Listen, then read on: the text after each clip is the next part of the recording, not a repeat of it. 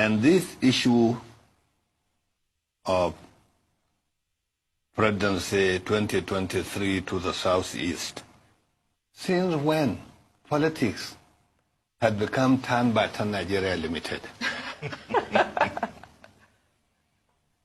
I was the coordinator of the field campaign of the MPN in 1983. So I know Nigeria, I know politics.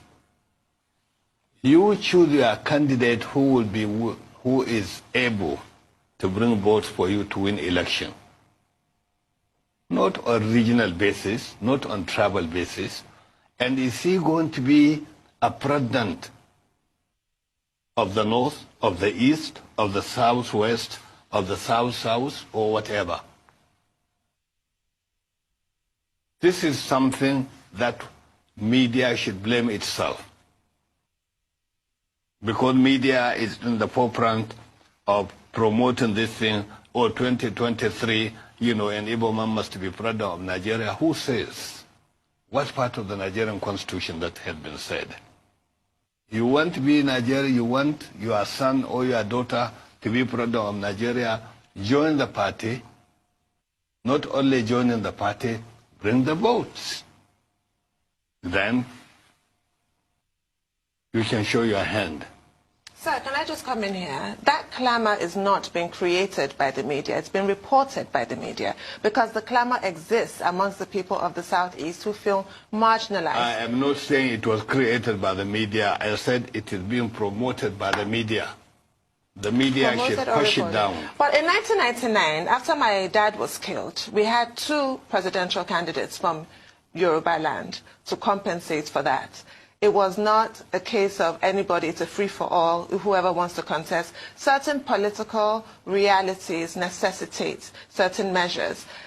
The Igbos feel marginalized in Nigeria for the sake of inclusiveness. In what way? Well, in what way? Well, they think that they also deserve to be president of Nigeria. Yes. They deserve to be president of Nigeria. They should belong, my friend. If they do not join the party, they wanted to do things on their own because they are able just to unite them president. Is the president, that's why I said, is it Turn by Turn Nigeria Limited? Well, for fairness, for justice, wait for a minute, equity. my friend. Which equity, which justice are you talking about? You are talking of politics. You are talking of politics, Dr. Rubin. Politics is issue of votes. My good friend, of blessed memory, MKO Abiola.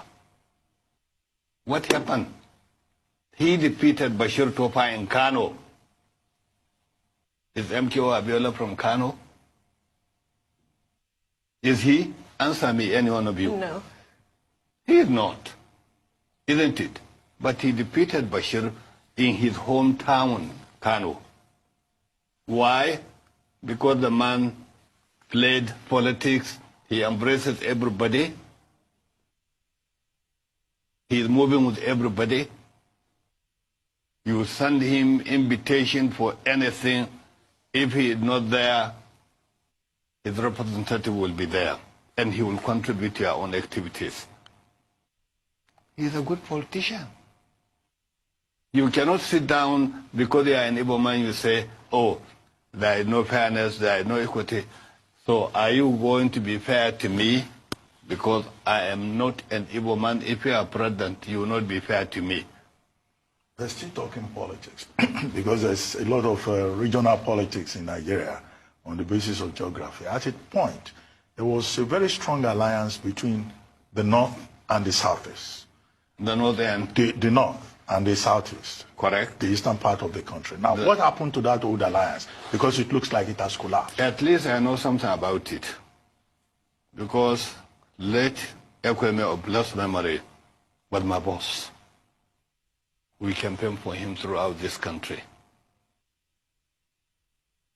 Nobody is going to hold you politically in this country like a newly born baby.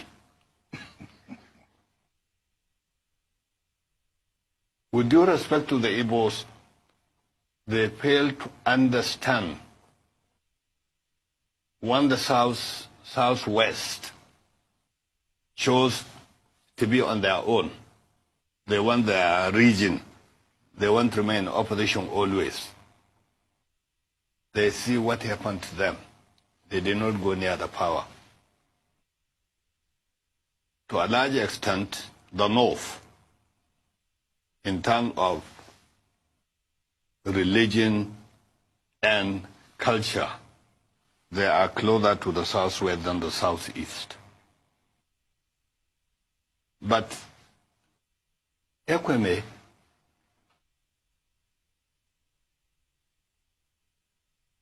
he contested again.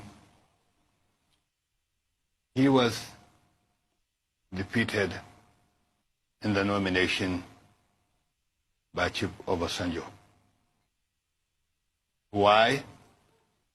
I was at that constitutional conference together with my boss, Alex Ekweme. His attitude has changed. When we went to the constitutional conference, what happened? We want him to be leading us. We want to be holding some kind of caucus meeting in his house. He stepped back. He doesn't want to have anything. He had that bitterness because he believed the coup was staged so that he do not become president, which is, excuse my language, is nonsensical. My late and myself and later Umar Shinkafi were the first northerners to visit him after he had been released from detention. And I explained to him, because I asked him a direct question, whether he spoke with Shagari. He says no. I said, why? He was thinking that Shagari enjoyed in a house, he was kept in a house. Ekweme should know he was in prison, and all the political prisoners at that time, every morning they are with him in his room. Shagari was kept incommunicado. I know the house here in Lagos where he was kept, and I know the kind of treatment given to him. I think I might be the first civilian that went and saw him. I was given permission when he was released, when he was to be released. I went and saw him. When I saw him, I burst into tears. The condition he was living. So it's not issue of 2023, 2020, whatever, and Igbo must be president of Nigeria. You want to be president, belong. You don't want to belong, you will not be president. That is the issue. And we have seen it. Franchi Bamto Abiola of blessed memory. He went out of his way. He cultivated people, and he got the results. I thought they should learn from there. So you can be their consultant. You can tell them. In the course of this interview, you've talked again and again about the role of the media. Will you, as life patron of the newspaper proprietors of Nigeria, like to see some form of media regulation? Because most people on the government side, they think that, the media should be regulated. It should be regulated. If it should be regulated, what form of regulation will you prefer? Self-regulation, perhaps? That is number one.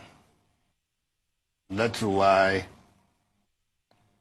we took the federal government to court, and I believe up to now the case is still there in court, because sometimes Lai Mohammed spoke to me that if NPAN can withdraw that case from the court, because we won in 2 courts, they still went on appeal. You have the press council, and we are supposed to have, I think, 2, I could not remember the composition, maybe 2 members in the press council. And self-regulation,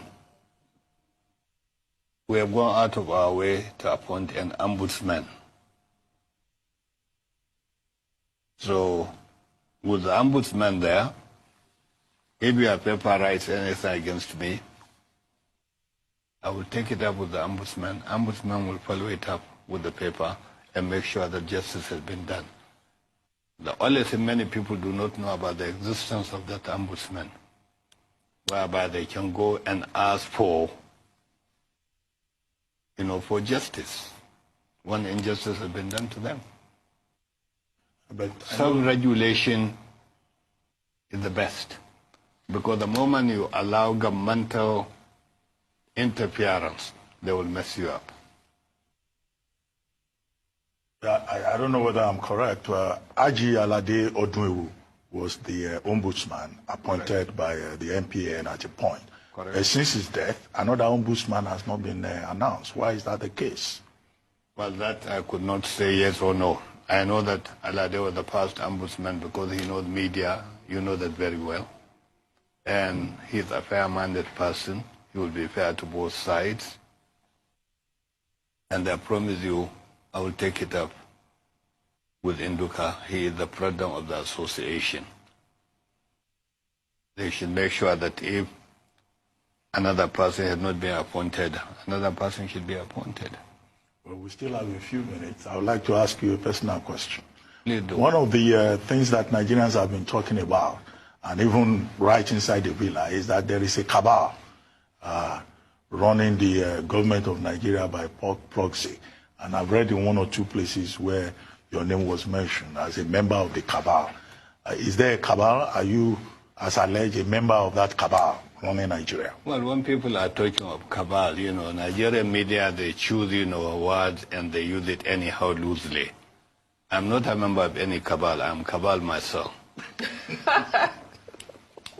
How do you mean? There is nothing like cabal, because to me it is an insult to President Buhari for anybody to say that he cannot run government until collection of people are running the government for him. And what is cabal? In short, I think it means kitchen cabinet. People that you trust, people that you believe they will not deceive you. They can do things in the interest of the country. But I don't believe there is anything, and people, Nigerians are using the word, in a derogatory, terms, not in the real meaning of it. Take dictionary, look at the meaning, what is cabal?